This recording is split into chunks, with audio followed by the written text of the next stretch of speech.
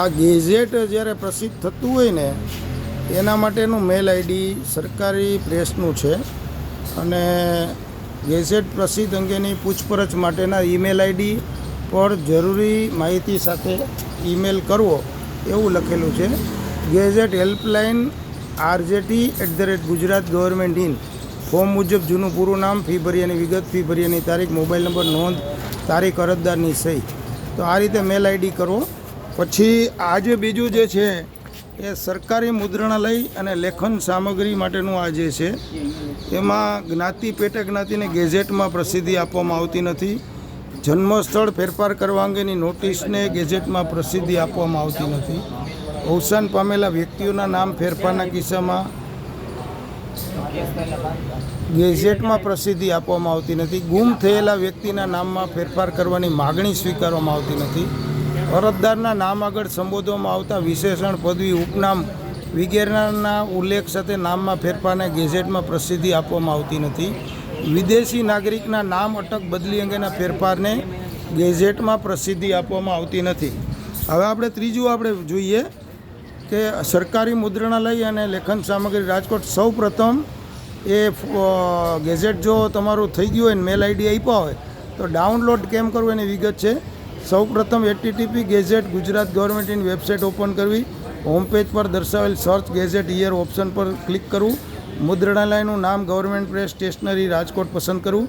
ઈ ગેઝેટનો પ્રકાર ઓર્ડિનરી પસંદ કરવો. ઈ ગેઝેટનો ભાગ પાર્ટ 2 પસંદ કરવો. જો ઇસ્યુ નંબર, વર્ષ કે તારીખની વિગત પ્રાપ્ય હોય તો તે મુજબ વિગત ભરવી. છેલ્લે સર્ચ પર ક્લિક કરવું. ઈ ગેઝેટ સર્ચનું પરિણામ લિસ્ટમાં પ્રિવ્યૂ પર ક્લિક કરવાથી ઈ ગેઝેટનું પ્રથમ પેજ દેખાશે. ઈ ગેઝેટ ઇસ્યુની ડાઉનલોડ કરેલ PDF ફાઇલ ખોલી તેમાં અરજદારે જે ભાષામાં ફોર્મ ભરેલો હોય તે ભાષાના નામ સર્ચ કરી શકશે. PDF ફાઇલ વિનામૂલ્યે ડાઉનલોડ અને પ્રિન્ટ કરી શકાશે. હવે જે ગેઝેટની જે બીજી વિગત છે એ છે સરકારી મુદ્રણાલય અને લેખન સામગ્રી રાજકોટ. તો ગેઝેટની ફી ઓનલાઈન ભરવા માટેના સ્ટેપ આપેલા છે. http ઈ ગેઝેટ ગુજરાત ગવર્મેન્ટની વેબસાઇટ પર જવું. ઓનલાઈન પેમેન્ટ ઓપ્શન ટેપ પર ક્લિક કરવું. જરૂરિયાત મુજબ ચેન્જ ઓફ નેમ, સરનેમ અને બર્થ ડેટના વિકલ્પ પર ક્લિક કરવું. સ્ક્રીન પર આવેલ ખાલી જગ્યામાં જૂનું, નવું, પૂરું નામ, સરનામું, મોબાઈલ નંબર વગેરે વિગતો અંગ્રેજીમાં ભરવી. ત્યારબાદ સબમિટ બટન પર ક્લિક કરવું.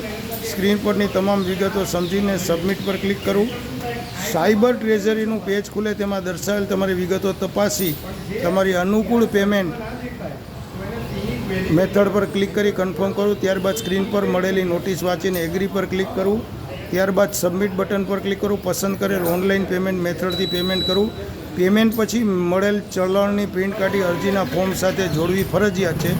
ખાસ સૂચના: ગેઝેટની ફીની રિસિપ્ટ ડાઉનલોડ કરવા માટે ગેઝેટની ઓનલાઈન ફી ભરતી વખતે સ્ક્રીન પર આવતા ટ્રાન્ઝેક્શન આઈડી લખી રાખવા. તમારા ગેઝેટની પેમેન્ટની સ્થિતિ તપાસવા માટે http ઈ ગેઝેટ ગુજરાત ગવર્મેન્ટની વેબસાઇટમાં ઓનલાઈન પેમેન્ટ પર ક્લિક કરી ચેક પેમેન્ટ સ્ટેટસ પર ક્લિક કરી જાણી શકશો.